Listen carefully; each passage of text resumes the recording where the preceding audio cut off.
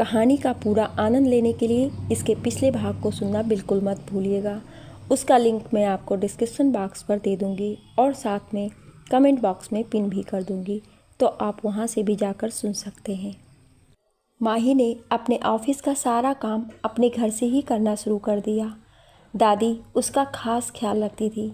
देखते देखते महीने बीतने को आ गए। इसी बीच एक अवार्ड शो होने वाला था जिसमें मनोज को बेस्ट बिजनेसमैन का अवार्ड दिया जाना था। मनोज और माही दोनों ही चाहते थे उस दिन एक साथ होना। ये शो महीने के आखिरी दिन होना था। इसमें शहर के जाने माने बिजनेसमैन आने वाले थे। माही को मनोज की वाइफ होने और वर्ल्ड फेमस फैशन डिजाइनर होने की वजह से उसको स्पेशल गेस्ट के रूप में बुलाया गया था। दोनों ने दादी से बहुत रिक्वेस्ट की थी वहां जाने की। दादी को खूब मनाया, तब जाकर दादी से परमिशन मिला था। अवार्ड शो के एक दिन पहले ही माही जब लंच कर रही थी तो अचानक से उसे उल्टी आने लगी। उसे उसकी तबीयत कुछ ठीक नहीं लग रही थी। उसे याद आया कि उसे पिछले 2 महीने से पीरियड नहीं आए थे। उसने किट की मदद से चेक किया तो रिजल्ट पॉजिटिव आया। वो खुशी से पागल हो गई। वो बहुत नर्वस थी। वो मनोज के गले लग जाना चाहती थी। वो उसको बताना चाहती थी, लेकिन उसने सोचा आज नहीं, ये मैं मनोज को कल बताऊंगी। उनको अवार्ड मिलने के बाद ये सुनकर तो उनकी खुशी दुगनी हो जाएगी। मुझे तो बस उनका चेहरा देखना है, ये सोचते हुए वो खुशी से पागल हुई जा रही थी। महीने का आखिरी दिन था। मनोज, दादी, सब लोग खुश थे। मनोज ऑफिस गया था। दादी ने माही से कहा, बेटा बस आज का ये दिन गुजर जाए, फिर तो सब ठीक हो जाएगा और मैं तुम्हारी और मनोज की ग्रैंड वेडिंग ऑर्गेनाइज करूँगी। इसीलिए आज के दिन मैं जा रही हूँ पंडित जी के पास पूजा करने और शादी का एक अच्छा मुहूर्त निकलवाने। तुम अपना ख्याल अच्छे से रखना, हमेशा मनोज के साथ ही रहना बेटा, बस आज का दिन गुजर जाए। दादी ये बोलकर आश्रम चली गई। माही पूरे दिन सोचने लगी, मुझे अब इंतज़ार नहीं हो रहा है मनोज को बताने का। वो पूरे दिन बहुत एक्साइटेड थी। उसने खुद को तैयार किया। उसने एक ब्लैक कलर का गाउन पहना और वाइट कलर के फर वाला स्कार्फ के साथ उसे कैरी किया। उसने स्मोकी आइज का मेकअप किया, अपने बालों को कर्ल किया और एक सिल्वर कलर की हाई हील पहनी। मनोज भी जब ऑफिस से आया तो वो तो माही को बस देखते ही रह गया। वो बोला, माई डियर वाइफ, क्या ये तुम हो? माही ने मनोज को देखा। मनोज माही के करीब गया और उसने माही की कमर को पकड़कर कस के अपने पास खींच लिया और उसको किस करने के लिए उसकी तरफ झुका। तो माही ने कहा, ना बिल्कुल नहीं, मैंने अभी अभी लिपस्टिक लगाई है, मैं दोबारा नहीं लगाना चाहती। मनोज ने बच्चों की तरह मुंह फुलाते हुए कहा, नहीं प्लीज़, बस एक बार, छोटा सा। माही ना में सिर हिलाती है और बोलती है, अगर आप आज अच्छे बच्चे बनेंगे तो मैं आपको एक बहुत बड़ा सरप्राइज़ दूंगी। पार्टी के बाद मनोज माही को हैरान भरी नज़रों से देखता है और बोलता है, क्या सच में? तुमने आज तक तो मुझे कभी कोई सरप्राइज़ नहीं दिया, सच बताओ क्या है वो? मनोज को इतना खुश देखकर माही भी खुशी से इमोशनल हो गई। मनोज बोला, मैं अभी जाता हूँ और तुरंत तैयार होकर आता हूँ। उसने तुरंत माही के गालों पर किस किया और तैयार होने चला गया। माही मनोज का इंतज़ार करने लगी। जब मनोज आया तो माही उसको देखती रह गई। मनोज उस ब्लैक कलर के सूट में बहुत चार्मिंग लग रहा था। उसकी मैस्कुलर बॉडी उसे और ज़्यादा एट्रैक्टिव बना रही थी। उसने अपने बालों को सेट कर रखा था। माही तो बस मनोज को देखते रह गई। उसकी नज़र तो मनोज से हट ही नहीं रही थी। मनोज को देखकर ऐसा लग रहा था जैसे वो पहली बार माही के करीब जा रही हो। उसकी धड़कनें तेज़ हो गई। वो मनोज के हैंडसम फेस और उसकी गोल्डन ब्राउन आँखों में बस देखने लगी। मनोज धीरे धीरे उसके करीब आया और उसने माही को दीवार से लगा दिया और उसके कान के पास आकर बहुत ही धीमे और इंटेंस आवाज़ में बोला, बस करो, ऐसे मुझे मत देखो, मैं खुद पर से कंट्रोल खोने लगा हूँ। मैं अभी यहीं तुमको खा जाऊँगा। बोलो, क्या तुम चाहती हो कि मैं तुमको खा जाऊँ? ये बोलकर उसने माही के कान पर किस किया। एक पल के लिए तो माही कहीं खो सी गई थी, लेकिन अगले ही पल उसे होश आया और उसने जब मनोज की बात सुनी तो उसने मनोज के सीने पर एक पंच मारा और बोली, मनोज आप बहुत गंदे होते जा रहे हैं, बिल्कुल बदमाश हो गए हैं आप, बस करिए नहीं तो हम लेट हो जाएंगे। मनोज माही के मासूम से चेहरे को देखा जो शर्म से लाल हो गया था। वो हल्का सा मुस्कुराया और मन ही मन बोला, मनोज तुझे कैसे मिल गई थी ये, कितनी मासूम है ये। उसने माही को अपने बाहों में भर लिया और बोला, माही लव यू, थैंक यू मेरी लाइफ में आने के लिए।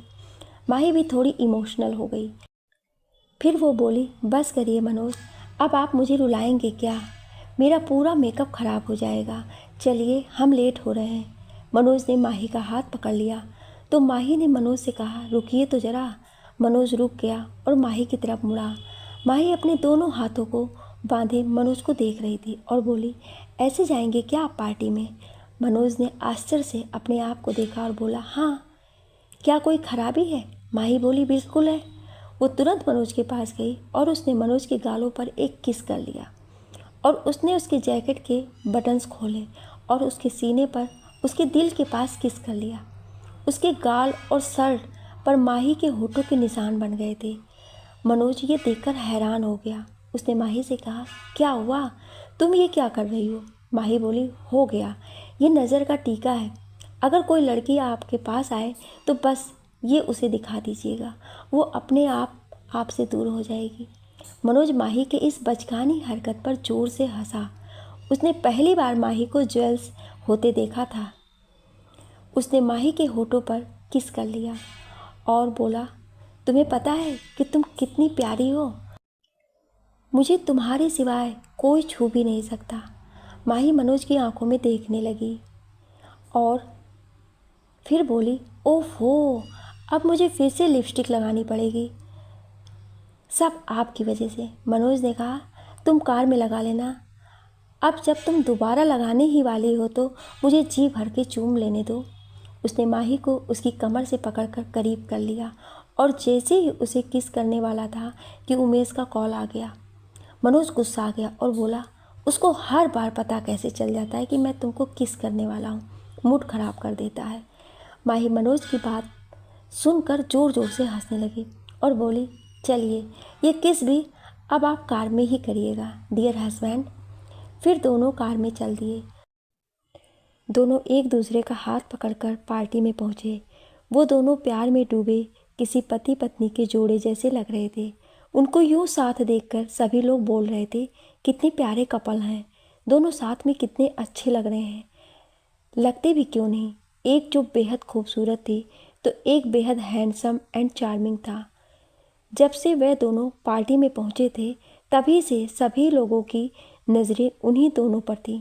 वहां पर बहुत सारे रिपोर्टर भी थे जो खासकर माही का इंटरव्यू लेने आए थे। आखिर वो एक इतने फेमस सेलिब्रिटी का इंटरव्यू कैसे छोड़ सकते थे। उन्होंने दोनों को जब साथ में हाथों में हाथ डाले देखा तो उन्होंने सवालों की झड़ी ही लगा दी। आखिर ये एक बहुत बड़ी न्यूज़ थी। आज तक तो सिर्फ उनको लिंकअप की खबरें हो जाती थी, लेकिन आज पहली बार दोनों ने साथ में आकर उन खबरों पर मुहर लगा दिया था। एक रिपोर्टर ने पूछा, मिस माही, तो क्या आप दोनों की जो लिंकअप की खबरें थी वो सच थी। इस पर माही ने मुस्कुराकर कहा, हाँ, क्या अब भी कोई शक है। इस पर रिपोर्टर ने मनोज से पूछा, तो लगता है हम लोगों को आप लोगों की शादी की खबर जल्दी सुनने को मिल सकती है। मनोज ने कहा, मुझे माफ़ करिएगा, थोड़ा आपको निराश होना पड़ेगा, असल में हमने पहले ही कोर्ट मैरिज कर ली है। हाँ, लेकिन हम जल्दी ही ग्रैंड वेडिंग करने वाले हैं। वैसे भी हमारी शादी की बात बहुत सारे लोगों को पता। मुझे हैरानी है आपसे ये खबर कैसे छूट गई। इस बात पर वो रिपोर्टर थोड़ा शर्मिंदा हुआ। आखिर वो जानता था कि ये मनोज गुजराल हैं, उससे बात करना इतना आसान कैसे हो सकता है। तभी उस रिपोर्टर ने पूछा, मिस्टर मनोज, ये आपके चेहरे पर निशान कैसा है। ये सवाल सुनकर तो माही शर्म से लाल हो गई। उसने मनोज की तरफ देखा जो उसी की तरफ देखकर मुस्कुरा रहा था। माही उसको गुस्से से घूर रही थी। वो सोच रही थी कि ये मनोज भी ना, इन्हें लिपस्टिक का दाग मिटा देना चाहिए था। इन्होंने जानबूझकर किया, इन्होंने तो मुझे सबके सामने शर्मिंदा ही कर दिया। और देखो कैसे मेरा मजाक बना रहे हैं। घर चलिए, तब इनको मैं बताती हूँ। मनोज माही को देखकर मुस्कुरा रहा था। उसको मुस्कुराता देख सब लोग हैरान हो गए। आखिर मनोज अपने स्ट्रिक्ट बिहेवियर के लिए जाना जाता था। उसका यूं मुस्कुराना कोई छोटी बात नहीं थी। मनोज ने रिपोर्टर की तरफ देखा और हंसते हुए कहा, ये मेरी वाइफ ने मुझे नज़र का टीका लगाया है। ये सुनकर तो सबकी आंखें खुली की खुली रह गईं और माही शर्म से लाल हो गई। उसने अपनी निगाहें ज़मीन की तरफ झुका ली। तभी रिपोर्टर ने हैरानी से पूछा, नज़र का टीका मतलब? मनोज ने हंसते हुए कहा, मेरी वाइफ को लगता है कि मैं कुछ ज़्यादा ही स्मार्ट हूँ, इसीलिए मुझे बाकी लड़कियों से बचाने के लिए मेरी वाइफ ने मुझे ये नज़र का टीका लगाया है। ये सुनकर तो सभी लोग ज़ोर ज़ोर से हंसने लगे। उन्होंने कहा, आप लोगों की जोड़ी तो सच में कमाल की है। ये सुनकर मनोज ने माही की कमर साइड से पकड़ ली और दोनों अपने बैठने की जगह पर पहुंच गए। ऑर्गेनाइज़र ने उन दोनों के बैठने के लिए सीटें एक पास लगाई थी। बैठते ही माही ने मनोज से कहा, आपको ये करने की क्या ज़रूरत थी? आपने मुझे सबके सामने शर्मिंदा कर दिया। मनोज ने प्यार से उसके हाथों को थाम लिया और बोला, इसमें शर्मिंदा वाली क्या बात है? मैं तो पूरी दुनिया के सामने बताना चाहता था कि मैं अब बस तुम्हारा हूँ, सिर्फ तुम्हारा। उसकी बातें सुनकर माही की आंखें भर आई। उसने मनोज के हाथ पर किस कर लिया। मनोज और माही को कार से उतरते ही मनीषा ने देख लिया था। वो पहले तो मनोज के पास जाना चाहती थी, लेकिन उसके बॉस ने उसको अपने पास बुला लिया था, इसीलिए वो ऐसा नहीं कर पाई। लेकिन जब उसने मनोज को रिपोर्टर से वो सब सुना तो उसके जलन हद से ज़्यादा बढ़ गया। अब वो माही से और भी ज़्यादा नफरत करने लगी थी। उसने जब उन दोनों को यूं प्यार में डूबे देखा तो वो गुस्से से पागल हो गई, पर उसने कैसे भी करके खुद पर काबू पाया और उन दोनों के पीछे वाली सीट पर जाकर बैठ गई। उसने सोचा, वो जगह मेरी होनी चाहिए थी। मनोज का प्यार सिर्फ मेरा है माही, मैं तुम्हें उसका कभी नहीं होने दूंगी। ये सोचकर उसने अपने नाखून को अपनी हथेलियों में गड़ा लिया, जिससे खून निकलने लगा। थोड़ी देर में वहाँ राहुल भी आया। उसने भी मीडिया को जवाब दिया और मुस्कुराता हुआ माही और मनोज की तरफ बढ़ गया। उन दोनों ने भी राहुल से खुश होकर बातें की। इधर दादी पंडित जी के आश्रम में सुबह से ही पूजा करने में लगी हुई थी। पूजा भी उनके साथ ही मौजूद थी। उसने भी कहा था कि वो पूजा में शामिल होना चाहती है। दादी ने भी उसको अपने साथ चलने को कह दिया। वो पूजा को भी बहुत मानती थी। वो जानती थी कि पूजा का कोई नहीं है, इसलिए वो चाहती थी कि वो पूजा को गोद ले ले। दोनों लोग साथ में पूजा कर रहे थे और मंत्र का जप भी कर रहे थे। सब कुछ ठीक चल रहा था। अचानक से शाम को पंडित जी ने अपना ध्यान भंग किया और कुछ अनहोनी का आभास हुआ। उन्होंने तुरंत ही मनोज और माही की कुंडली मंगाई और उनको मिलाने बैठ गए। दादी अचानक से बहुत बेचैन हो गई। उनको घबराहट होने लगी। उन्होंने घबराते हुए पंडित जी से पूछा, क्या बात है पंडित जी, कोई बात है क्या? पंडित जी ने गहरी सांस लेते हुए कहा, जिसका डर था वही होने वाला है। अभी तक सब कुछ शांत था, लेकिन अब तारों के ना अपनी दिशा बदल ली है। इसका दुष्प्रभाव जल्दी ही देखने को मिलेगा। जल्दी ही एक मौत होने वाली है। दादी ये सुनकर बेहोश ही हो गई। उन्हें जल्दी से होश में लाया गया। दादी होश में आते ही पंडित जी से बोली, पंडित जी अब हम क्या कर सकते हैं? कोई उपाय बताइए। मेरे पोता बहू को कुछ नहीं होना चाहिए। उन्होंने रोते हुए कहा, कुछ कीजिए पंडित जी, कुछ कीजिए। पंडित जी ने कहा, अब हम बस प्रार्थना कर सकते हैं, बाकी सब तो ईश्वर के हाथ में है। कोई नहीं जानता कि उसने किसके लिए क्या क्या लिखा रखा है। हम बस अपना काम कर सकते हैं। दादी बहुत परेशान हो गई। उन्होंने तुरंत ही पूजा से मनोज को कॉल लगाने को कहा और बोला कि उससे कहो चाहे कुछ भी हो जाए वो माही को अकेला बिल्कुल भी ना छोड़े। पूजा ने कई बार कॉल लगाया, लेकिन हर बार नॉट रीचेबल बता रहा था। उसने दादी से कहा, दादी कॉल नहीं लग रहा है, मैं खुद उनके पास जाती हूँ। दादी ने कहा, जल्दी जा बेटा, तब तक मैं यहाँ जप करती हूँ। अब तो भगवान ही कुछ कर सकते हैं। हे भगवान, अगर मैंने आपकी सच्ची श्रद्धा से भक्ति की है तो मेरे मनोज और माही को जिंदा रखना। ये बोलकर दादी जप करने बैठ जाती हैं और पूजा अवार्ड शो की तरफ भागती है। उसको जाने में 2 घंटे लगने वाले थे। उसके पास मनोज और माही का ही नंबर था। वो बार बार नंबर मिला रही थी, लेकिन कॉल नहीं लग रहा था। उधर शो में कई तरह के अवार्ड दिए गए और प्रोग्राम किए गए। राहुल को स्टेज पर बुलाया गया। उसे बेस्ट न्यू सीईओ का अवार्ड दिया गया। राहुल को अवार्ड देने के बाद उससे कुछ सवाल पूछे गए। होस्ट ने पूछा, तो मिस्टर राहुल, आपको अवार्ड मिलने की बहुत बहुत बधाइयाँ, लेकिन हम आपको बिना सवाल के इतनी आसानी से जाने नहीं दे सकते। राहुल ने हंसकर कहा, बिल्कुल पूछिए। होस्ट ने पूछा, मिस्टर राहुल, आप बहुत यंग हैं, तो क्या आपकी कोई गर्लफ्रेंड है? ये सवाल सुनकर माही, मनोज और राहुल तीनों थोड़ा सा सहम गए, लेकिन राहुल ने खुद को संभालते हुए कहा, मुझे अफसोस के साथ कहना पड़ रहा है, नहीं, इसमें सिंगल मेरे पास मिस्टर मनोज की तरह नज़र का टीका लगाने वाली कोई नहीं है। इस बात को सुनकर सभी लोग खूब हंसते हैं। फिर होस्ट पूछता है कि मिस्टर राहुल, आपने कहा इस वक्त आप सिंगल हैं, इसका मतलब पहले कोई था, क्या आप बताएंगे हम सही हैं या गलत?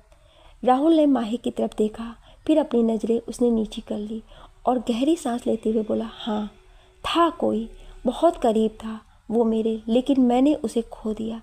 ये जवाब सुनकर सभी लोग थोड़े उदास से हो गए। माही ने मनोज के हाथों को कसकर पकड़ लिया। तभी राहुल ने फिर से कहा, लेकिन अब मैं उसकी बहुत इज्जत करता हूँ। उसने मुझे ज़िंदगी के मायने सिखाए हैं। मुझे आज भी लगता है कि काश मैंने उस वक्त बस पलट के उसे देख लिया होता तो आज वो मेरे साथ होती। लेकिन वो कहते हैं ना कि बीता वक्त कभी लौट के नहीं आता, लेकिन आपको सिखाकर बहुत कुछ जाता है। मैंने जो सीखा है बहुत कुछ बीते वक्त से। उम्मीद है आप सब भी अपने बीते वक्त से सबक लेकर आगे बढ़ेंगे, जैसे मैं। होस्ट ने कहा, तो मिस्टर राहुल, क्या आज आप उनसे कुछ कहना चाहेंगे? राहुल ने कहा, उससे मैं बस इतना ही कहना चाहूँगा, अगर हो सके तो मुझे माफ़ कर दो। माही ने राहुल को मुस्कुराते हुए देखा। मनोज ने माही के हाथों पर अपना हाथ रखा तो उसने मनोज की तरफ देखा। वो दोनों एक दूसरे को देखकर मुस्कुरा दिए। होस्ट ने कहा, मिस्टर राहुल, हम उम्मीद करते हैं कि वो आपको माफ़ कर देगी। थैंक यू सो मच हमसे अपने दिल की बातें साझा करने के लिए। राहुल मुस्कुराता है और स्टेज से नीचे आकर बैठ जाता है। उसके बाद मनोज को अवार्ड देने के लिए स्टेज पर बुलाया जाता है और उसको वो अवार्ड माही देती है। दोनों एक दूसरे को देखकर मुस्कुरा देते हैं। होस्ट उन दोनों से कई तरह के सवाल करता है। सब लोग खूब ठहाके लगाते हैं। लास्ट में दोनों का एक कपल डांस करते हैं। गाना बजता है, जन्म जन्म साथ चलना यूं ही, कसम तुम्हें कसम आके मिलना यहीं, एक जान है भले दो बदन हो जुदा, मेरी होके हमेशा ही रहना, कभी ना कहना अलविदा। मेरी सुबह हो तुम ही और तुम ही शाम हो, तुम दर्द हो तुम ही आराम हो, मेरी दुआओं से आती है बस ये सदा, मेरी होके हमेशा ही रहना, कभी ना कहना अलविदा। हाँ हाँ ओ मेरी होके हमेशा ही रहना, कभी ना कहना अलविदा। दोनों एक दूसरे के हाथ को थामे और एक दूसरे के कमर को पकड़े हुए थे। दोनों एक दूसरे के आंखों में देखे जा रहे थे। ऐसा लग रहा था मानो दोनों गाने के शब्दों को सुनकर एक दूसरे से आंखों ही आंखों में उन बातों का वादा कर रहे हों। मनीषा ने उनको देखा तो वो गुस्से से एकदम पागल हो गई। वो अपनी जगह से उठकर हॉल से बाहर चली गई। राहुल भी वहाँ से उठकर हॉल से बाहर आ गया। लेकिन माही और मनोज अपने आने वाले किस्मत से बेखबर दोनों एक दूसरे को देखते हुए बस डांस किए जा रहे थे। तेरी बाहों में है मेरे दोनों जहां, तू रहे जिधर मेरी जन्नत वहीं, जल रही अगन है जो ये दो तरफा ना बुझे, कभी मेरी मन्नत यहीं तू, मेरी आरजू है मैं तेरी आसकी, तू मेरी शायरी में मैं तेरी मौसीकी, तलब तलब तलब बस तेरी है मुझे, नसों में तू नशा बन के घुलना, यूं ही मेरी मोहब्बत का करना, तू हक है ये अदा मेरी होके हमेशा ही रहना, कभी ना कहना अलविदा अलविदा। ओह, दोनों साथ में बेहद खूबसूरत लग रहे थे। गाने के ख़त्म होने पर दोनों ने सबको झुककर आभार व्यक्त किया। लोग अपने अपने जगह से खड़े होकर तालियां बजाने लगे। अवार्ड शो के बाद सभी लोग एक हॉल में इकट्ठा हुए। सभी लोग शहर के जाने माने बिजनेसमैन थे, कुछ उनमें से सेलिब्रिटी थे। सभी लोग हाथ में वाइन का गिलास लिए एक दूसरे से बातें करने में व्यस्त थे। मनीषा ने देखा कि कैसे सभी लोग माही को इतनी इम्पोर्टेंस दे रहे हैं। मनीषा से ये बर्दाश्त नहीं हो रहा था। वो ये सोच रही थी कि आज उसको यहाँ खड़ा होना चाहिए था, मनोज के बगल में, ना कि उस माही को। वो गुस्से से पागल हुए जा रही थी। उसने देखा कि सामने की टेबल पर फ्रूट कट करने के लिए चाकू रखा था। उसको देखकर मनीषा के मन से हजार तरीके के सवाल आने लगे। उसने उस चाकू को देखा और फिर माही को। उसके चेहरे पर घृणा से भरी एक खतरनाक मुस्कान छा गई। उधर माही मनोज के हाथों में हाथ डाले लोगों से बातें किए जा रहे थे। सभी मनोज और माही की बहुत तारीफें कर रहे थे। राहुल भी उन दोनों को देखे जा रहा था। मनोज भी राहुल के साथ सब कुछ पहले जैसा करना चाहता था, लेकिन उसे भी पता था कि ये इतना आसान नहीं होने वाला था। वो राहुल को और वक्त देना चाहता था। उसे पता था कि वक्त के साथ सब ठीक हो जाएगा। उसने राहुल की तरफ देखा। जैसे ही राहुल और मनोज की नज़रें एक दूसरे से मिली, दोनों मुस्कुरा दिए और अपने अपने वाइन के गिलास को एक दूसरे की तरफ हवा में दिखाकर पीने लगे। माही ने जब ये देखा तो वो मुस्कुरा दी। अचानक से माही को उल्टी टाइप की होने लगी। उसने मनोज से वॉशरूम जाने की बात कही और वहाँ से चली गई। राहुल कुछ देर पार्टी में रुकने के बाद वो घर के लिए निकलने के लिए बाहर की तरफ चला गया। वो गेट से बाहर निकला। अपनी कार का सपोर्ट लेकर वो सिगरेट निकालकर स्मोक करने लगा और किसी सोच में डूब गया। उधर वॉशरूम में माही अपने मेकअप को टचअप दे रही थी कि अचानक से दरवाज़ा बहुत तेज़ी से किसी ने खोला। माही ने सामने लगे आईने में देखा तो पाया कि मनीषा है। माही ने फिर से अपना ध्यान अपने काम पर लगा दिया। माही का यूँ अवॉइड करना मनीषा को अच्छा नहीं लगा। उसने अपने दोनों हाथों को बांध लिया और बोली, कैसी हो माही? माही ने मनीषा को देखा और बोली, अच्छी हूँ, तुम कैसी हो? मनीषा बोली, वेल, मैं बहुत बढ़िया हूँ, लेकिन मुझे तुम्हें कुछ बताना है, जिसके बाद तुम बताना कि तुम कैसी हो। माही ने हैरानी से मनीषा की तरफ देखा और बोली, ऐसी भी क्या बात है जिसको सुनकर मेरी तबीयत खराब हो जाएगी? मनीषा ने स्माइल के साथ बोला, क्या तुमने कभी ये सोचा है कि गुजराल परिवार ने तुम्हें क्यों चुना शादी करने के लिए? उनके पास आखिर लड़कियों की तो कोई कमी नहीं थी, फिर तुम जैसी अनाथ लड़की में उन्होंने इतना इंटरेस्ट क्यों लिया? नहीं सोचा ना तुमने एक बार भी? सोचोगे भी कैसे? तुम जैसी गरीब और अनाथ लड़की को अगर शादी के 4 साल के बदले 20 करोड़ देने की बात की जाए तो तुम अपना शरीर बेचने से पहले सोचोगे भी क्यों?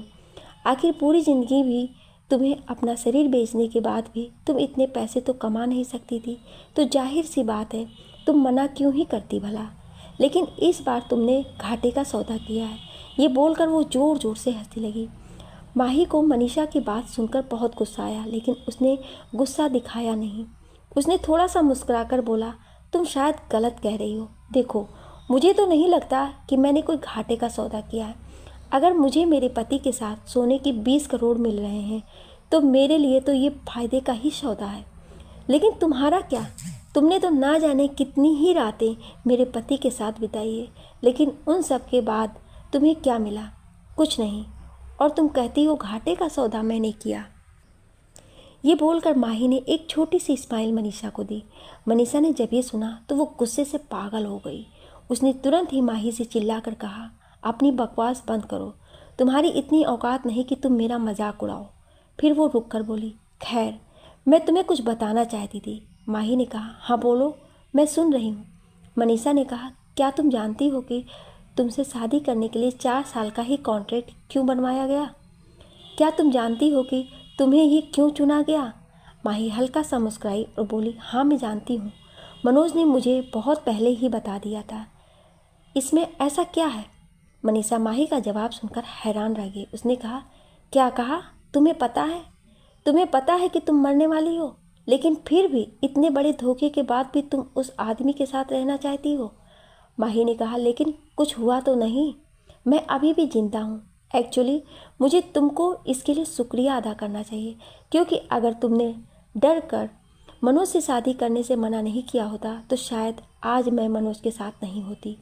आधे घंटे में हमारा कॉन्ट्रैक्ट ख़त्म हो जाएगा और मैं 5 दिन बाद हम फिर से शादी करके पति पत्नी बन जाएंगे। मनीषा ये सुनकर पागल हो गई। उसको लगा कि उसने अपनी बेवकूफ़ी की वजह से मनोज को खो दिया। उसने अपने पर्स में हाथ डालकर चाकू निकाला और माही की तरफ बढ़ने लगी। इधर पूजा भी गेट तक पहुंच गई थी, लेकिन गार्ड्स उसको अंदर नहीं जाने दे रहे थे क्योंकि उसके पास इनविटेशन कार्ड नहीं था। वो बार बार उन लोगों से अंदर जाने को कह रही थी, लेकिन गार्ड्स उसको अंदर नहीं जाने दे रहे थे। तभी राहुल ने पूजा की आवाज़ सुनी। उसे ये आवाज़ कुछ जानी पहचानी लगी। उसने उस तरफ देखा तो उसने पाया कि ये तो पूजा है। वो तुरंत उसके पास गया। पूजा बेहद खूबसूरत लड़की थी, प्यारी सी, लेकिन बहुत चंचल थी। हर वक्त मुस्कुराती रहती थी, लेकिन इस वक्त वो बहुत ही ज़्यादा घबराई हुई थी। राहुल उसके पास पहुंचा और बोला, क्या हुआ पूजा, तुम यहाँ क्या कर रही हो? पूजा ने राहुल की तरफ देखा। उसने राहुल को देखा तो उसका हाथ पकड़कर बोली, माही कहाँ है? वो ठीक तो है ना? बताओ राहुल, वो कहाँ है? राहुल ने पूजा को कभी इतना घबराया नहीं देखा था। उसने उसके दोनों कंधों को पकड़ा और बोला, क्या हुआ? आखिर क्या बात है? बताओ मुझे। पूजा बोली, माही की जान खतरे में है, जल्दी मुझे उसके पास ले चलो, हमको उसे बचाना होगा। ये सुनकर तो राहुल के पैरों के नीचे से ज़मीन ही खिसक गई। वो बोला, ये क्या बोल रही हो? वो अंदर है, चलो मेरे साथ। राहुल पूजा को लेकर अंदर की तरफ गया।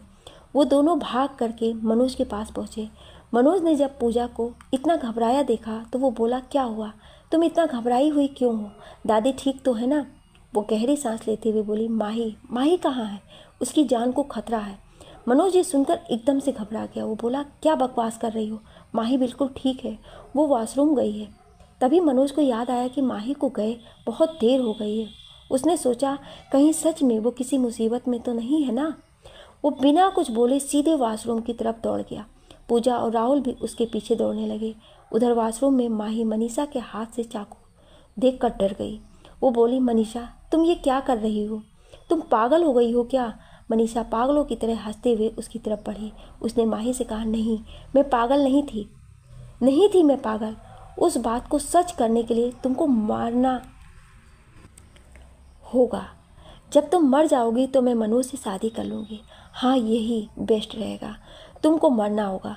वैसे भी तुम्हारी किस्मत में मौत लिखी है और अभी तो आधा घंटा बचा है। वो धीरे धीरे माही की तरफ बढ़ी और उसने माही पर अचानक से हमला कर दिया। माही उस हमले से बच गई। वो फर्श पर गिर गई। वो मनीषा से बोली, ऐसा मत करो मनीषा, पागल मत बनो, होश में आओ, वो चाकू फेंक दो। ये बोलते हुए फिर से वो खड़े होने की कोशिश करने लगी, लेकिन उसके पेट में दर्द होने लगा, जिससे वो फिर से नीचे गिर गई। मनीषा ने उसको देखा और बोली, अगर मनोज मेरा नहीं हो सका तो मैं उसे तुम्हारा भी नहीं बनने दूंगी। तुम्हें मरना होगा माही, तुम्हें मरना होगा। ये बोलकर वो माही के ऊपर चढ़कर बैठ गई और उस पर वार करने के लिए उसने चाकू को ऊपर की तरफ उठाया और पूरी ताकत से नीचे ले गई। माही ने चाकू रोकने के लिए उसके हाथ को पकड़ लिया। दोनों अपना अपना पूरा दम लगा रही थी, लेकिन थोड़ी देर में माही कमज़ोर पड़ने लगी और वो चाकू सीधे उसके पेट में जाकर लगा। वो दर्द से चिल्ला उठी। मनीषा ने चाकू को एक बार फिर से ऊपर उठाया। माही इस बार फिर से उसको रोकने की कोशिश करने लगी, जिसकी वजह से उसके पेट से बेतहासा खून बहने लगा। मनोज जैसे ही वॉशरूम के दरवाजे पर पहुंचा तो उसे माही की चीखने की आवाज़ सुनाई दी। उस चीख को सुनकर मनोज पूरी तरह से कांप गया। उसने दरवाजे पर जोर से लात मारी और दरवाज़ा खुल गया। उसने अंदर देखा तो पाया कि माही ज़मीन पर लेटी है, उसकी चारों तरफ खून फैला है और मनीषा उसके ऊपर बैठी है। उसके हाथों में चाकू है। माही ने मनीषा का हाथ पकड़ रखा है। मनोज ये देखकर गुस्से से पागल हो गया। वो मनीषा की तरफ बढ़ा। उसने पूरी ताकत से मनीषा को उसके बालों से पकड़ लिया और उसके बालों से खींचता हुआ ऊपर की तरफ उठा लिया। तब तक पूजा और राहुल दोनों माही के पास पहुंच गए थे। उन्होंने माही को संभाला। थोड़ी ही देर में मनीषा के पैर हवा में लहरा रहे थे। वो जोर जोर से दर्द की वजह से चिल्ला रही थी, लेकिन मनोज के सर पर तो खून सवार था। उसने उसे बालों से ही पकड़कर सामने की दीवार पर पटक दिया। इतनी जोर से चोट लगने की वजह से उसके सिर से खून बहने लगा। उसका खून उसके चेहरे से होते हुए उसके मुंह में भर गया। वो ज़मीन पर गिर गई और पागलों के जैसे हंसने लगी। उसको हंसता देख मनोज एक बार फिर से उसको मारने उसकी तरफ बढ़ा, लेकिन माही ने उसे अपनी धीमी आवाज़ में बुलाया, मनोज। उसने अपने खून से सने हाथों को उसको रोकने के लिए उसकी तरफ हवा में उठाया। मनोज ने उसकी तरफ देखा। माही का सर पूजा ने अपनी गोद में उठा रखा था। मनोज उसकी तरफ भागता हुआ पहुंचा और उसके हाथों को अपने हाथों में थाम लिया। उसके आंखों से बेतहासा आंसू बह जा रहे थे। उसने कहा, कुछ नहीं होगा तुम्हें माही, मैं तुम्हें कुछ नहीं होने दूंगा। उसने चिल्लाकर एम्बुलेंस बुलाने को कहा। राहुल तुरंत ही एम्बुलेंस को कॉल किया। माही ने धीमी आवाज़ में कहा, मनोज, हमारा बच्चा। मनोज ने जब ये सुना तो उसको और ज़्यादा तकलीफ होने लगी। उसने माही को अपने बाहों में भर लिया और उसके होठों को चूमते हुए बोला, कुछ मत बोलो, मैं तुम्हें हॉस्पिटल लेकर चलता हूँ, मैं तुम्हें कुछ नहीं होने दूंगा। माही बोली, मुझे माफ़ कर दीजिए, मैं हमारे बच्चे को बचा नहीं पाई। ये बोलते हुए उसकी आवाज़ लड़खड़ा रही थी, उसकी आंखों से सिर्फ आंसू बहे जा रहे थे। वो धीरे धीरे बेहोश होने लगी। मनोज ने जल्दी से उसको अपने बाहों में उठा लिया और बाहर की तरफ जाने लगा। उसने मुड़कर मनीषा की तरफ देखा। अगर किसी का खून देखने भर से हो सकता था, अब तक मनीषा की उन नज़रों से कई बार खून हो चुका होता। राहुल ने मनोज को देखा और बोला, भाई तुम भाभी को लेकर हॉस्पिटल जाओ, इसको मैं देखता हूँ। मनोज तुरंत मुड़ा। वो माही को बाहों में भरे बाहर की तरफ गया। जब तक एम्बुलेंस आ, उसमें डॉक्टर भी आए थे। जब हॉस्पिटल में राहुल ने कॉल किया था तो उसने डॉक्टर को भी आने को कहा। अब कोई मनोज को नाराज़ करने की हिम्मत कैसे कर सकता था। डॉक्टर ने तुरंत ही माही की नब्ज़ चेक की। मनोज बोला, क्या हुआ डॉक्टर? डॉक्टर बोला, उनकी नब्ज़ बहुत कमज़ोर है, हमें तुरंत इनका ट्रीटमेंट करना होगा, नहीं तो इनका बचना मुश्किल है। इन्हें बहुत ज़्यादा ब्लड लॉस हुआ है, हमें जल्दी ही इन्हें ब्लड चढ़ाना होगा, आप इन्हें एम्बुलेंस में ले चलिए। मनोज उसके साथ बैठना चाहता था, लेकिन उन लोगों ने ऐसा करने से मना किया। इससे माही के ट्रीटमेंट पर असर पड़ता। उसने माही को एम्बुलेंस में लेटाया और उसके माथे पर और उसके होठों को चूमा और बोला, तुम्हें कुछ नहीं होगा। उस मनीषा को तो मैं बहुत बुरी मौत दूंगा, तुम बस अपने आप को जिंदा रखना, तुमको जिंदा रहना होगा मेरे लिए, मेरी जान, जल्दी ही तुम्हारे पास आऊँगा। ये बोलकर वो नीचे उतर गया। एम्बुलेंस तुरंत हॉस्पिटल की तरफ चल दी। पूजा भी कार ड्राइव करके उसके पीछे पीछे चल दी। राहुल मनीषा की उसके दोनों हाथों को पीछे से पकड़ रखा था। वो उसको लेकर बाहर की तरफ आया। मनीषा मनोज की तरफ देखकर जोर जोर से हंसने लगी और हंसती हुई बोली, मनोज तुमने मुझे बर्बाद किया और मैंने तुम्हें हिसाब बराबर। तुम्हारी माही अब नहीं बचेगी। मनोज का गुस्सा एक बार फिर से बेकाबू हो गया। वो उसकी तरफ बढ़ा। उसको यूं अपने पास आते देख मनीषा डर गई और वो पीछे की तरफ हुई, लेकिन मनोज ने फिर से उसके बालों को पकड़ लिया और उससे बोला, अगर तुम एक बहुत ही बुरी मौत से नहीं मरना चाहती हो तो मनाओ कि माही को कुछ ना हो, नहीं तो तुमसे वादा करता हूँ कि मैं तुमको ऐसी मौत दूंगा कि तुम्हारी रूह भी कांप उठेगी। ये बोलकर उसने उसका पाल छोड़ दिया और एक कस कर चाटा उसके गालों पर जड़ दिया। उस चाटे भर से ही मनीषा के 2 दांत टूट कर बाहर निकल गए। मनीषा अब बहुत ज़्यादा डर गई। मनोज ने अपने गौर से उसे ले जाने को कहा और खुद कार में बैठ गया। राहुल कार ड्राइव करने लगा। मनोज अपनी आंखों को बंद करके पीछे की तरफ सर को टिका दिया। उसकी बंद आंखों से आंसू बहे जा रहे थे। राहुल से कहा, जितना तेज हो सके उतनी तेज ड्राइव करो। राहुल ने वैसा ही किया। जल्दी ही दोनों हॉस्पिटल पहुंच गए। माही का ट्रीटमेंट शुरू हो गया। पूजा दादी को लेकर हॉस्पिटल पहुंच गई। मनोज हॉस्पिटल में एक चेयर पर अपनी आंखों को बंद करके बैठा था। वो इस वक्त बहुत ही ज़्यादा दर्द में था। वो किसी से कुछ भी नहीं बोल रहा था। जैसे ही दादी ने मनोज को देखा, वो दौड़कर उसके पास पहुंची। उन्होंने मनोज के कंधों पर हाथ रखा। उनके हाथ रखते ही मनोज की आंखों से आंसू बहने लगे। वो अपनी दादी से लिपटकर रोने लगा। उसको यूं बच्चों जैसा रोता देख दादी का भी कलेजा फटने को हो गया। दादी ने मनोज के सिर पर अपना हाथ फेरा और बोली, रोते नहीं मेरे बच्चे, माही को कुछ नहीं होगा, हिम्मत रख मेरे बच्चे, भगवान इतना निर्दयी नहीं हो सकता है, वो उस मासूम के साथ कुछ नहीं करेगा। दादी की बात सुनकर मनोज बोला, नहीं दादी, वो ऊपर वाला बहुत निर्दयी है, उसने तो मुझसे और माही से सब कुछ बस छीना ही है, पहले हमारे माँ बाप, फिर अब हमारा बच्चा। ये सुनकर तो दादी के भी सब्र का बांध टूट गया। उन्होंने कहा, क्या कहा बच्चा? तो क्या माही प्रेग्नेंट थी? अगर ऐसा था तो उसने हमें बताया क्यों नहीं? ये मुझसे क्या हो गया? मैंने उसे बाहर जाने की इजाज़त दी ही क्यों? अगर मैं जानती तो मैं उसे कभी बाहर नहीं जाने देती। दोनों ही बहुत ज़्यादा दुखी थे। राहुल और पूजा दोनों एक दूसरे के पास ही अपने अपने हाथों को बांधे खड़े थे। तभी डॉक्टर बाहर आए। सारे लोग डॉक्टर की तरफ देखने लगे। डॉक्टर ने कहा, कांग्रेचुलेसन सर, उनकी इंजरी ज़्यादा गहरी नहीं थी, अब वो सेफ है। सभी लोग एक राहत की सांस लेते हैं। मनोज डॉक्टर से उसके बेटे के बारे में पूछना चाहता था, लेकिन उसकी हिम्मत ही नहीं हो रही थी कि वो उनसे कुछ पूछे। वो निराश नहीं होना चाहता था। तभी डॉक्टर ने कहा, हमें माफ़ कीजिएगा, हम बच्चे को नहीं बचा पाए, ये बोलते समय डॉक्टर की आवाज़ थोड़ी सी धीमी और निराशा से भरी लग रही थी। डॉक्टर ने आगे कहा, हालांकि हमने उनका ट्रीटमेंट तो कर दिया है, लेकिन मैं आपको एक सुझाव दूंगा कि आप उनको जल्दी से जल्दी एक अच्छे से हॉस्पिटल में भर्ती कर दें, जहां सारी सुविधाएं मौजूद हों। आप कल उन्हें वहां शिफ्ट कर सकते हैं। मैं उन्हें वहां भेजने के सारे इंतजाम कर दूंगा। डॉक्टर की बात सुनकर दादी उनको धन्यवाद देती है। मनोज डॉक्टर से पूछता है, डॉक्टर क्या मैं उसे देख सकता हूँ एक बार? डॉक्टर ने मनोज को देखा और हाँ में सर हिला दिया और बोला, हाँ देख सकते हैं, लेकिन उन्हें ज़्यादा डिस्टर्ब मत करिएगा। मनोज थोड़ा सा स्माइल करता है और माही के कमरे में जाता है। वो उसके पास जाता है और उसको प्यार से देखता है। मनोज ने माही के सर पर अपने हाथों को फेरते हुए बोला, मेरी जान, मुझे माफ़ कर दो। आज फिर एक बार मैं तुम्हारी रक्षा नहीं कर पाया। मुझे माफ़ कर दो। आज मेरी गलती की वजह से तुमने हमारा बच्चा खो दिया।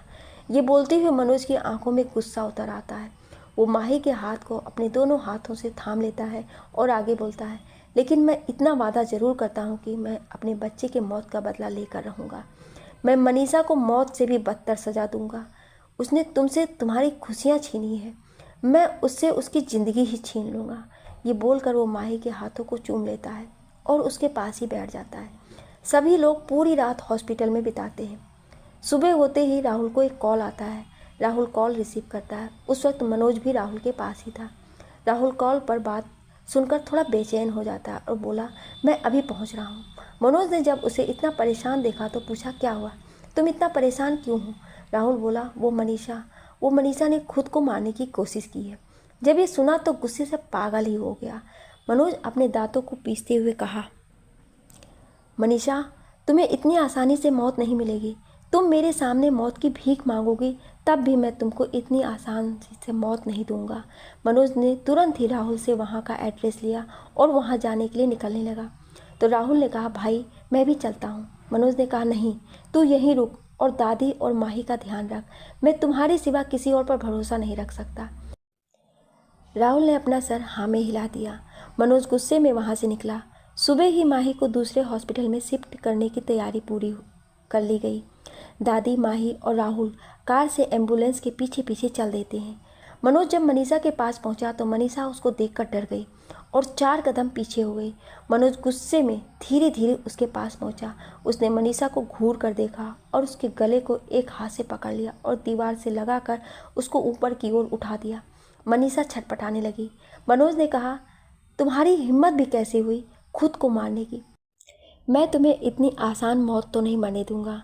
तुम्हें तो मैं तड़पा तड़पा कर मारूंगा, थोड़ा थोड़ा करके मारूंगा। मनीषा बार बार मनोज के हाथ से छूटने की कोशिश करने लगी, लेकिन वो कामयाब नहीं हो पाई। मनोज ने अचानक ही उसके हाथ छोड़ दिया। मनीषा ज़मीन पर गिर गई। वो गहरी गहरी सांसें लेने लगी। मनोज वहाँ से मुड़ कर जाने लगा तो वो हंसते हुए बोली, मनोज, तुम्हें क्या लगता कि क्या उसकी दुश्मनी सिर्फ मैं हूँ? नहीं, अगर तुम्हें लगता है कि सिर्फ मुझे मार देने से तुम्हारी माही बच जाएगी तो तुम गलत सोचते हो। ये बोलकर वो ज़ोर ज़ोर से हंसने लगी। मनोज ये सुनकर रुक गया। वो पीछे मुड़ा और झुककर उसने मनीषा के बालों को पकड़ लिया और खींचते हुए ऊपर की ओर उठाते हुए बोला, क्या मतलब है तुम्हारा? और कौन है जो माही को मारना चाहता है?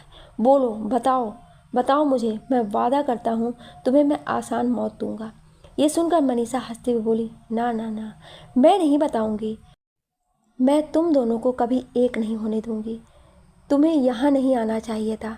तुम लोग कितने बेवकूफ़ हो। देखो मुझे, क्या तुम्हें ऐसा लगता है कि मैंने खुद को मारने की कोशिश की है? ये सुनकर तो मनोज के पैरों तले ज़मीन ही खिसक गई। उसने मनीषा के बालों को और ज़ोर से खींचा और बोला, नाम बताओ उसका, कौन है वो? बताओ मुझे कौन है वो? मनीषा हंसी और बोली, मनोज, मैं बस इतना बता सकती हूँ कि इस वक्त तुम्हारे जान खतरे में है। उसकी जान जो लेना चाहती है वो तो मुझसे भी ज़्यादा नफरत करती है माही से। मनीषा धीरे से मनोज के कान के पास आती है और बोलती है, हॉस्पिटल चेंज मत करना, वरना तुम्हारी जान को कोई नहीं बचा पाएगा। ये कहते हुए वो हंसते हंसते पीछे हो गई। मनोज ने जोर से मनीषा के गाल पर चाटा जड़ दिया और उसके मुंह को अपने एक हाथ से पकड़कर बोला, नाम बताओ उसका। अगर तुम नहीं चाहती कि तुम्हारा मेरे आदमी मजा ले तो सो नाम बताओ उसका। मनोज की ये बात सुनकर मनीषा डर गई। वो डर से बोली, सनाया, वो माही को मारना चाहती है। वो उसके एम्बुलेंस को किडनैप करने वाली है। कल तुम्हारे आदमी मेरा फ़ोन मुझसे छीनना भूल गए थे। उसने मुझे कॉल किया था, उसने ही मुझे माही के खिलाफ़ भड़काया था, उसने मेरा फ़ायदा उठाया था। ये बोलकर वो मनोज के पैरों में गिर गई और बोली, मनोज, मुझे मारना है तो मार दो, पर मुझे उनके हवाले मत करो। मनोज ने उसके हाथों से अपना पैर छुड़ा लिया और अपने आदमियों से कहा कि उसको जान से मार दे।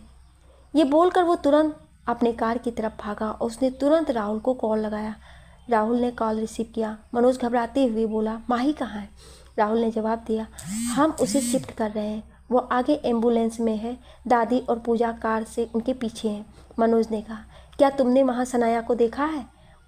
अपने आसपास देखो ध्यान से, वो माही को मारना चाहती है। उसे पता है कि हम माही को शिफ्ट करने वाले हैं। वो कल हॉस्पिटल में ही थी। तुम्हें आज सुबह झूठी कॉल आई थी। तुम चौकन्ना रहना, मैं अभी वहाँ पहुँच रहा हूँ। कहाँ हो तुम लोग? राहुल ने कहा, हम बस पहाड़ी रास्ते से होकर गुजरने वाले हैं, उसके बाद ही हॉस्पिटल है। मैं पूरी नज़र रखूँगा, तुम जल्दी से यहाँ पहुँचो। मनोज पूरी स्पीड से कार ड्राइव करता है। डर से उसका पसीना छूटने लगता है। वो खुद से ही बोलता है, नहीं, कुछ नहीं होने दूंगा मैं तुम्हें। वो और तेज कार की स्पीड कर देता है। राहुल पूरी तरह से सतर्क रहता है, लेकिन तुरंत ही एक कार साइड से स्पीड में आती है और एम्बुलेंस से टकरा जाती है। दूसरी तरफ खाई होने की वजह से एम्बुलेंस और वो कार दोनों ही खाई में जा गिरती हैं। राहुल और पूजा दोनों की सांसें ही रुक जाती हैं। दादी तो लगभग बेहोश ही हो जाती हैं। तभी सामने से मनोज की कार भी आ जाती है। वो भी जब ये नज़ारा देखता है तो उसकी सांसें थम जाती हैं। थोड़ी देर बाद वहाँ से आग की बड़ी बड़ी लपटें निकलने लगती हैं। 6 साल बाद मनोज की कंपनी वर्ल्ड के टॉप 5 कंपनी में से एक कंपनी बन जाती है। मनोज अब कभी मुस्कुराता भी नहीं था। उसने खुद को काम में इतना व्यस्त कर लिया था कि उसको किसी बात का कोई ख्याल ही नहीं रहता था। दादी भी अब बहुत कमज़ोर हो गई थी।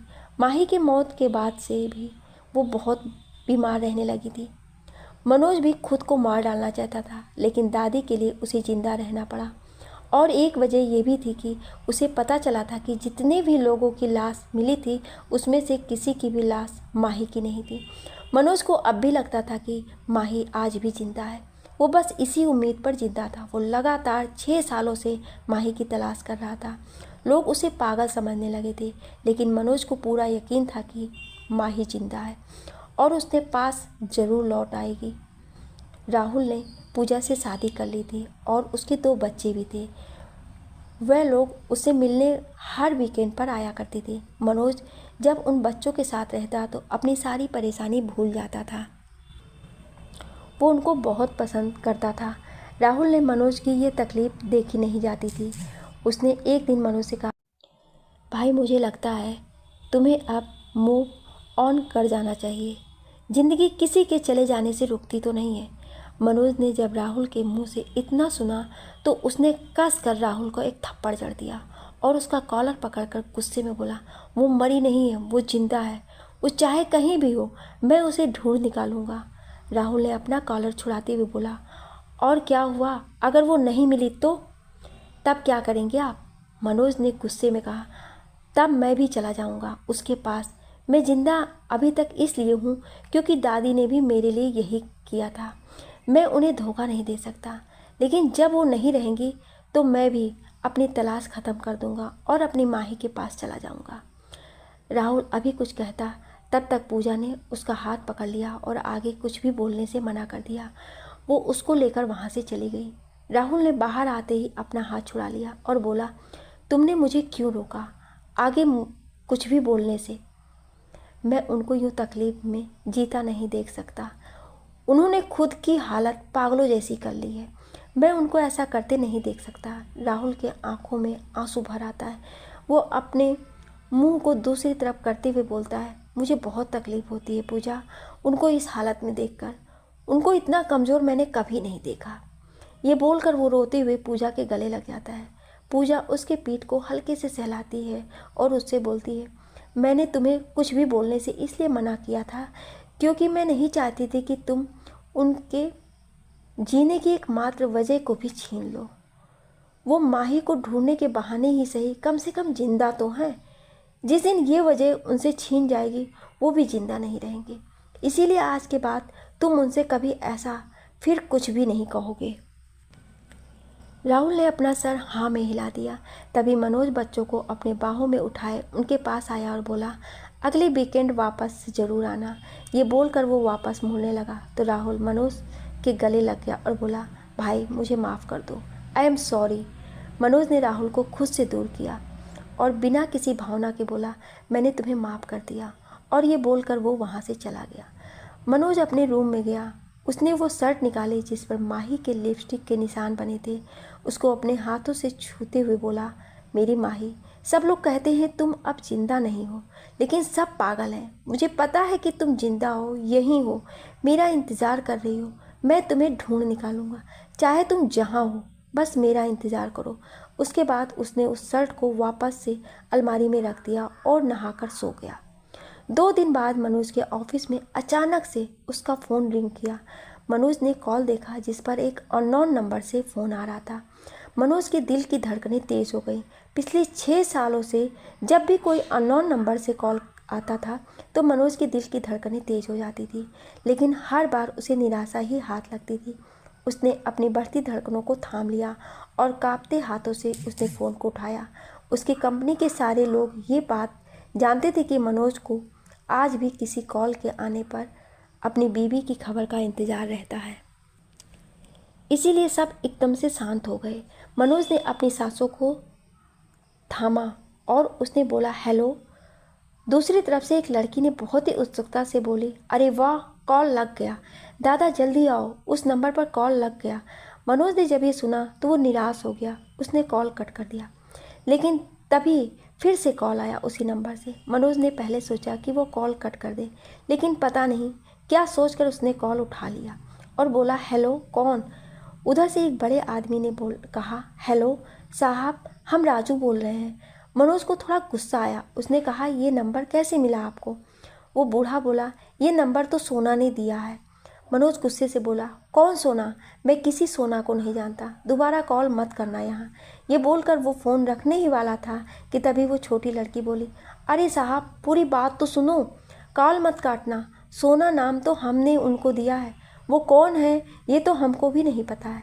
6 साल पहले वो हमको मिली थी, पहाड़ी के किनारे पेड़ पर पड़ी थी, सफ़ेद चादर में लिपटी थी। वो तो दादा की नज़र पड़ी, वो मेरी माँ को अस्पताल ले जा रहे थे। हम पैदावार होने वाले थे ना, इसीलिए तो उन्हें भी अस्पताल ले गए। वहाँ पता चला कि वो कोमा में है। 3 साल तक कोमा में थी। एक दिन मैंने उनके हाथ को पकड़ा, पता नहीं क्यों मैंने उनको माँ कहा। जब मैंने माँ कहा तो उनकी उंगलियाँ हिलने लगीं और वो होश में आ गई। जब उनको होश आया तो उनको कुछ याद नहीं था। तब से वो मेरी माँ बनकर यहीं मेरे साथ ही रहती है। लेकिन आज सुबह ही उन्होंने ना जाने कैसे मेरे कॉपी पर ये नंबर लिख दिया।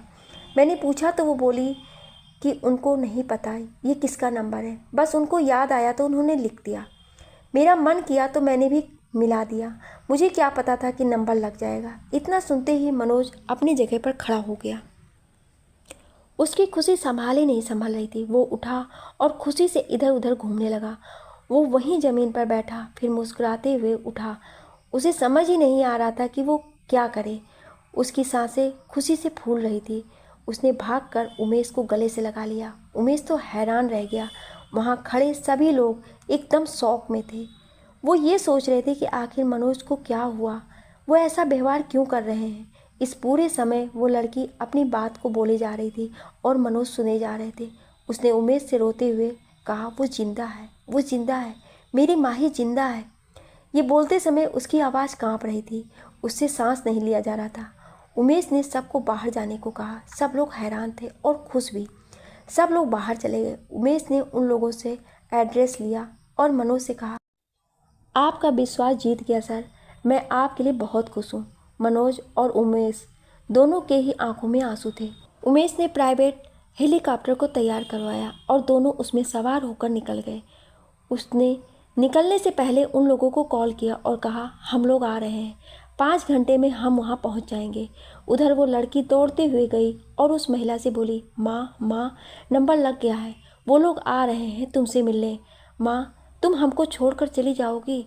सोना बोली, नहीं मेरी बच्ची, जब तक मुझे सब कुछ याद नहीं आता मैं कहीं नहीं जाऊंगी। वो लड़की और सोना दोनों एक दूसरे के गले लग गईं। उधर मनोज के दिल की धड़कनें तेज होती जा रही थी।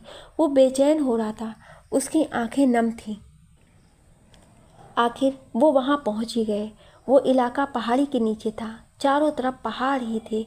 बीच में छोटा सा गांव था, किनारे से नदियां बह रही थीं। बहुत ही खूबसूरत जगह थी। बड़े बड़े पत्थर थे और पूरे रास्ते में छोटे छोटे पत्थर भरे पड़े थे।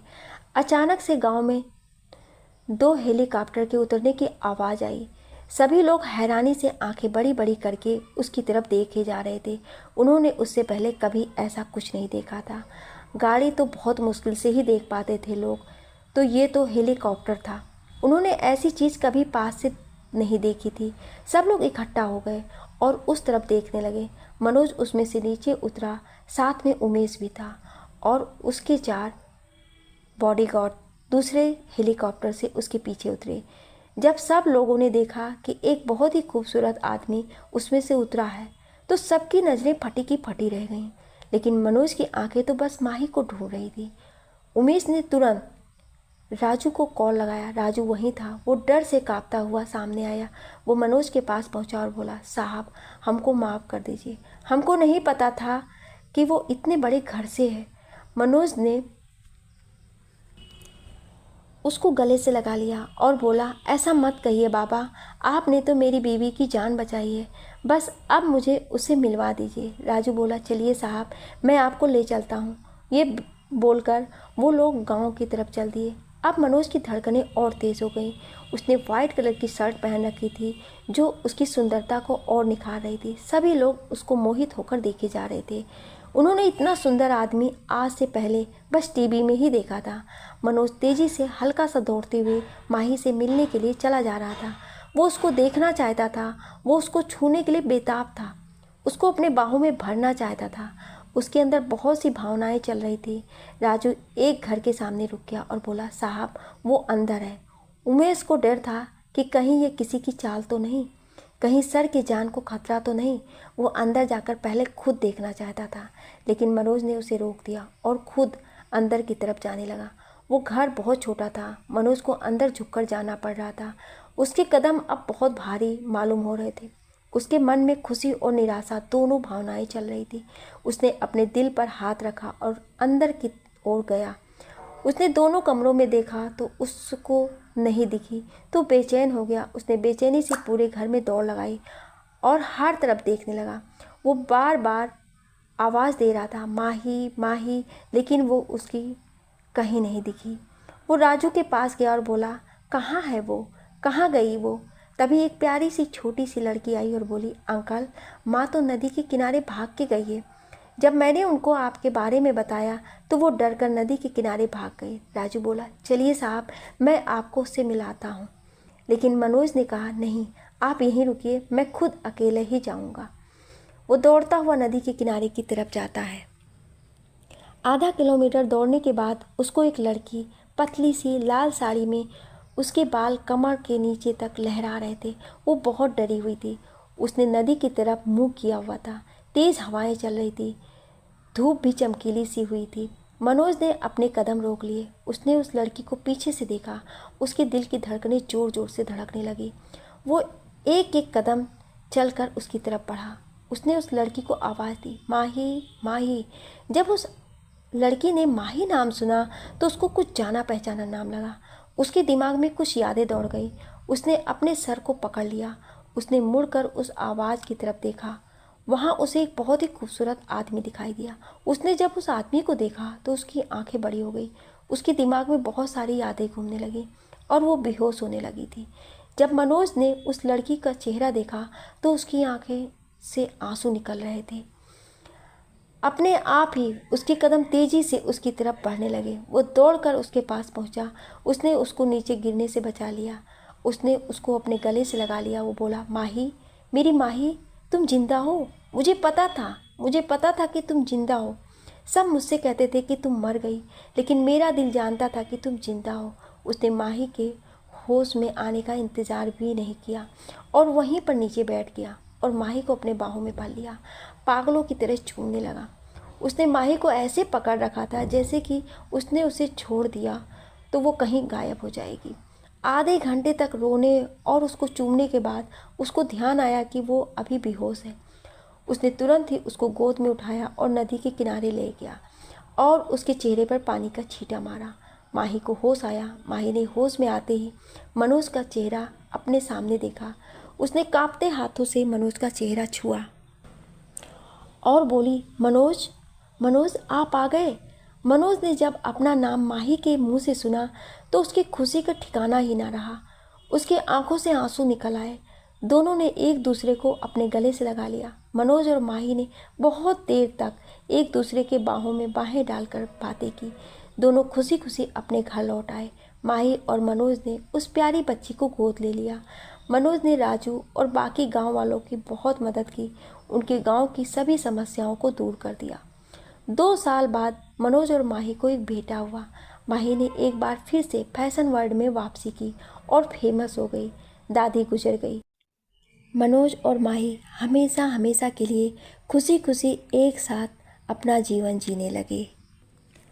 आप सभी लोगों का इस कहानी को इतना प्यार देने के लिए बहुत बहुत धन्यवाद। लिखने और बोलने में कोई त्रुटि हुई हो उसके लिए क्षमा प्रार्थी हूँ। आपको ये कहानी कैसी लगी हमें कमेंट करके ज़रूर बताएं और ऐसी ही इंटरेस्टिंग कहानियाँ सुनने के लिए हमारे चैनल को सब्सक्राइब ज़रूर करें। Thank you.